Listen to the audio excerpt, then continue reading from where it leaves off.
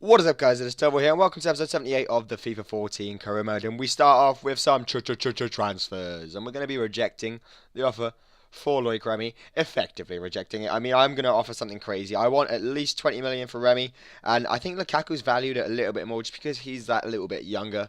But there's almost no likelihood that either of my strikers will be leaving in this transfer window. So, you know, meh. I'm just getting lucky. I mean, if we get a lot of money, we can get someone else. Sure, we can find a replacement. I mean, Loic Remy's probably one of the best strikers in the game at the minute, just because I am playing with him, and other strikers don't have that privilege. But there are a host of clubs in for him. Looks like all the clubs in Europe, all the major clubs need some strikers. But no one can have him. He is our man, and he will be helping us to win the Champions League in the next month or so. Well, when the Champions League starts. We have a tie against Schalke, by the way, in the Champions League, for those of you guys who weren't following the career mode from before. But anyway, we start off this game against West Brom. We are home, and it is for the... I think it's for the FA Cup. I really do think it is for the FA Cup. I might be mistaken. It might be for the league, but here's why I'm mistaken. We have two matches in a row against West Brom, and one is for the FA Cup and one is for the league. So it's really unlucky that we actually got drawn against them in the in both matches, really. But as it was, it doesn't really matter. We just set up the same way. I motivated my team right at the start of the match, you saw in the press conference, and that is because we haven't been in the best run of form lately. We've been doing alright. A draw against Southampton, a draw against Tottenham, and a win against QPR back in December. A loss against Fulham was where it all started going downhill, and we've been dropping a lot of points, and our form really hasn't been that good. Our performances have been excellent, I think, apart from the Fulham game. I don't know what happened. Our performances have been just as good, except from the only thing is this time that all the goals aren't going in our way. We can't be solid at the back, and just it's not happening our way. I mean, we're playing, but we're not getting the results that we need, so we need to improve on that fact. But I was definitely playing a little bit of a weaker team in this game. I mean, Bakuna, Dongu, all of them start. The only real first team candidate was actually Loic Remy. And I mentioned last episode I wanted to get a striker, and you guys really it was a mixed opinion, but I think most of you guys agreed that I do need a striker. In fact, the majority of you guys agreed. I think there was just one guy who said that he didn't think that I needed a striker, and he actually messaged me. He didn't comment, but anyway. Moving on, I don't know how that was relevant. Ben Arthur here picks up the ball, and unfortunately he loses it. So that highlight went to waste. West Brom have their first chance of the half. Right on the stroke of half time, they're going to whip it in through Ravel Morrison. Not Ravel Morrison, just Morrison. I think it's James Morrison. And they actually win a corner off of it. Yang Mbi will also get a yellow card for an atrocious foul that he committed earlier. Just look at this atrocious... Oh, wait, you can't. They have a corner, they're going to whip it in, and you know why I'm leaving this highlight in, huh? You know why I'm going to leave this highlight in, don't you? You know... It's because we managed to get it out and they didn't actually score. We nearly went on the counter. It would have been nice, but the match ended there, or the half ended there. So moving to the second half, still 0-0. And we perhaps could have been, maybe 1, probably 2 up. But in the end, Sissoko scored the first goal of the match in the 54th minute.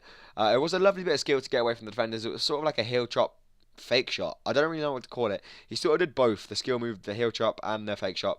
All in one, and I'm going to call it a bit of Musa skill, but as it was, he went inside, got rid of his defenders, and fired low and beat the keeper to put the ball into the back of the net to make it 1-0 to Newcastle right on the 54th minute. And we carry on. Sorry about that, that's my window. We carry on a wonderful ball over the top to Loic Remy. Loic Remy is actually going to get there ahead of the defender, and now we have something to think about. Where's he going to put the ball? He gives it to Musa again, who goes for the dazzling shot from long range, but unfortunately it was off target. Honda does really well, nicks the ball, has a shot. Good save by the keeper, and Dongu's on hand to tap it into the back of the net, but the keeper was on hand again to deny him, and it really was a case of the keeper performing really well.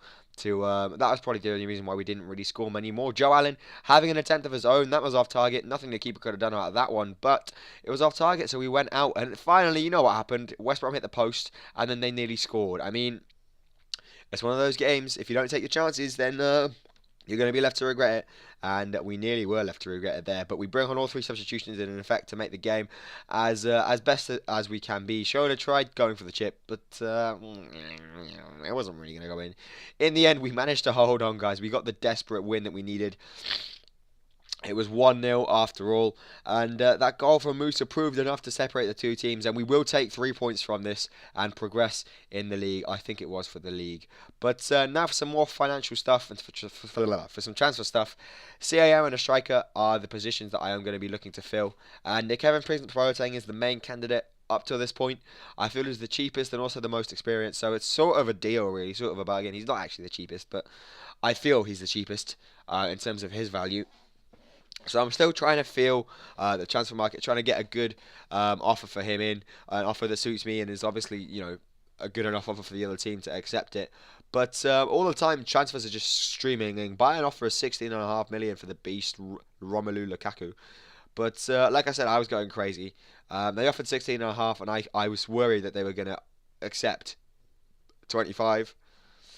So I went to 44. I thought, you know what, I might as well go all out. Real Madrid want Remy. I mean, bloody hell, I am basically the bloody feeder club for all the big clubs in Europe. Real Madrid, Bayern Munich, Barcelona, Chelsea, Juventus. Everyone comes and wants my players and my strikers and my midfielders and my everyone.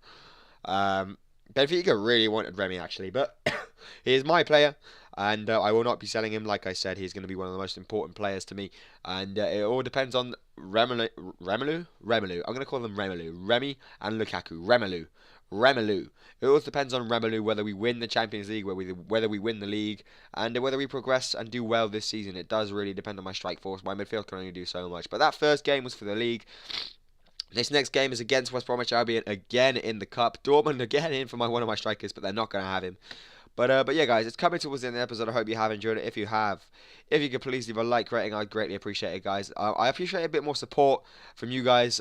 You're all obviously, I'm grateful for everything that you guys give me, all the support and stuff like that. But recently, I haven't really been doing so well. I don't know whether that's just because I'm not making interesting videos anymore, because you guys aren't interested in the actual videos anymore, or just something else. I mean, just let me know, guys. But just give me some support. Anyway, thanks for watching, all of those who do. And I will see you in the next episode. Bye.